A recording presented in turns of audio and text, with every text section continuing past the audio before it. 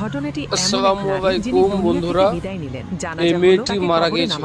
একে একে সবাই তারপর কি হয়েছিল ঘটনাটি ভিডিওতে দেখুন। কেউ আর সাথে রইল না। নারীটি ভয়ে দয়া করে কাঁপতে শুরু দেখে করলেন। যাবেন। কবরের সেই ভয়াবহ যারা আল্লাহকে একাকীত্ব তাকে ভালোবাসে গ্রাস তারা করে দেখে নিল। যাবেন। হঠাৎ কবরের নীরবতা ভেঙে ফেরেশতারা উপস্থিত হলেন। সুয়াল জবাব শুরু হলো। এরপরই এলো সেই ভয়ানক হুকুম, জাহান্নামের সাপ নিয়ে এসো। এমন এক সাপ যার চোখ দিয়ে আগুনের ফুলকি বের হচ্ছিল, যার নিঃশ্বাসের হুঙ্কারে কবরের মাটি কেঁপে উঠছিল। মহিলাটি আতঙ্কে জমে গেলেন। তার রুহু পর্যন্ত থরথর করে কাঁপতে লাগলো। মনে হচ্ছিল বাঁচার আর কোনো উপায় নেই। সাপটি যখনই ফণা তুলে তাকে দংশন করতে এগিয়ে এলো, ঠিক তখনই আল্লাহর কুদরত দেখুন। সাপটি ওই নারীকে স্পর্শও করতে পারল না। মুহূর্তের মধ্যে কবরের ভেতর এক নূরের জ্যোতি জ্বলে উঠল। সেই তীব্র আলো অন্ধকারের বুক চিরে এক মানুষের আকৃতি ধারণ করলো। সেই নূরের চেহারা এত উজ্জ্বল ছিল যে সাপের ভয় এবং কবরের অন্ধকার সব নিমিষেই মিলিয়ে গেল। মহিলাটি অবাক হয়ে কম্পিত কণ্ঠে জিজ্ঞেস করলেন, কে আপনি? এই ঘোর যদি ভালো বিপদের সময় লাগে আমাকে বাঁচাতে কোথা ভিডিওটিকে থেকে এলেন? সেই সাবস্ক্রাইব, নূরের লাইক, অবয়বটি কমেন্ট